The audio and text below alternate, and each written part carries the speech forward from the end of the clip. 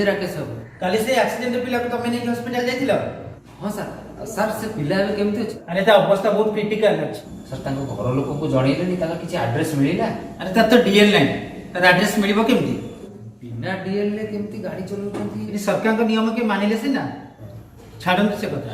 Accident ହୋଇଥିବା ସେ ଲୋକକୁ ମେଡିକାଲ ନେଇ ତା ଜୀବନ ବଞ୍ଚାଇଥିବାରୁ ସେଥିପାଇଁ ଓଡ଼ିଶା ସରକାର ତୁମକୁ ମହାନତା କାମ ପାଇଁ ପୁରସ୍କାର ଦେଇଛନ୍ତି। ଏ ନିଅନ୍ତୁ ତୁମ ପୁରସ୍କାର। ମୁଁ ଆସୁଛି।